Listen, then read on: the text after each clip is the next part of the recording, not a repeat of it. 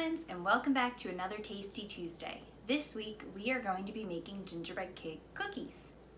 For this recipe you are going to need all-purpose flour, light or dark brown sugar, cinnamon, baking soda, ground cloves, ground nutmeg, ground ginger, dark or light molasses, salt, and either a half a cup of shortening, or you can use 6 tablespoons of butter.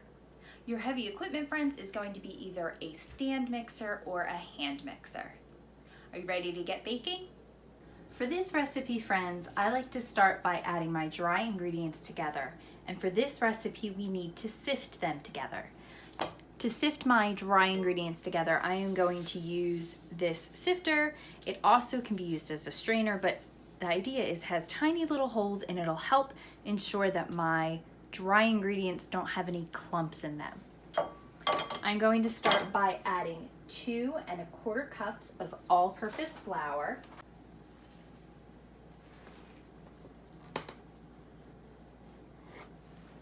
And remember, friends, we want to level off our flour at the top, meaning making it nice and flat. So this is my first cup.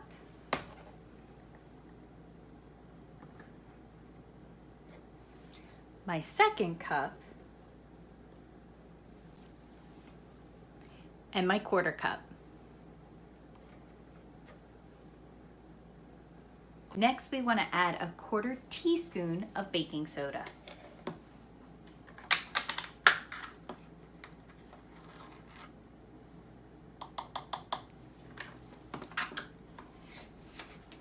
Then we want to add our salt. For our salt, we want to add half a teaspoon.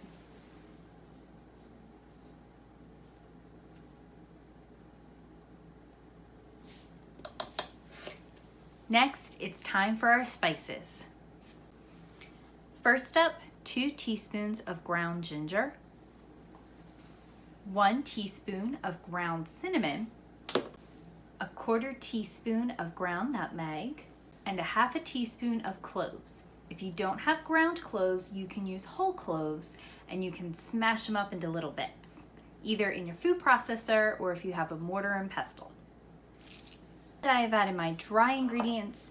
I am going to sift them. So I'm going to gently tap, and as you can see, it is falling out from the bottom.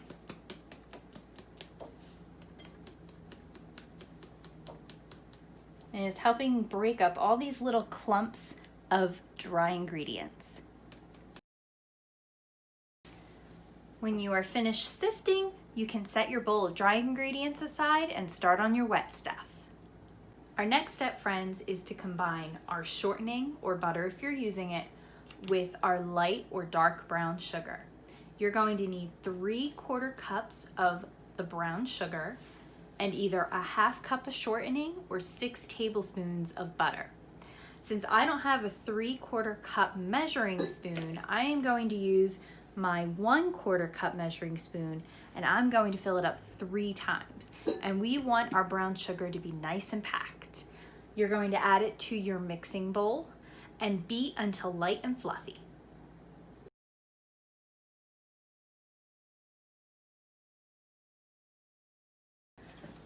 Friends, I like to use shortening because it's not a heavy flavor, so it allows the flavor of my spices in my ginger cookies to really come out.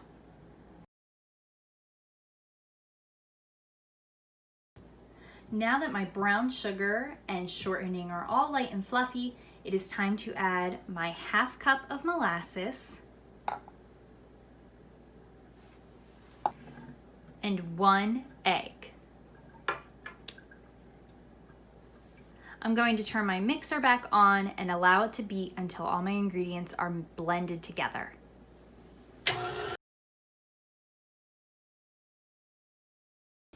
Now it is time, friends, to gradually add our dry ingredients to our wet ingredients.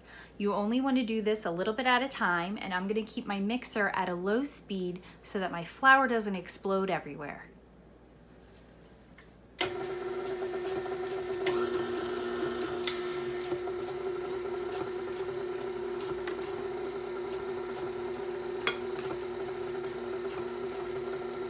You're going to add a little bit of flour, allow it to mix together, and then you'll add a little bit more. And you're going to keep going like that until all of your dry ingredients are blended in with your wet.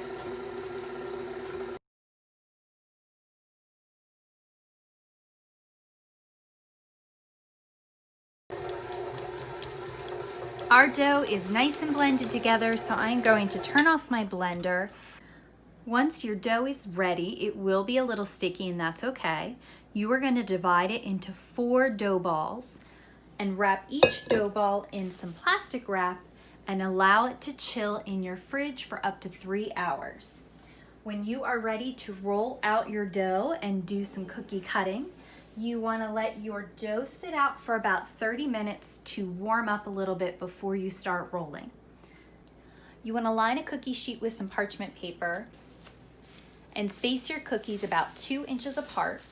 Bake in your oven at 350 degrees for about 8 to 10 minutes. Allow the cookies to cool on your cookie tray for a couple of minutes before transferring them to a wire rack. Store in an airtight container. Friends, I hope you enjoy our gingerbread cookie dough recipe. I would love to see pictures of your baking if you do any at home, and let me know what you think. Have a great one, friends. Bye.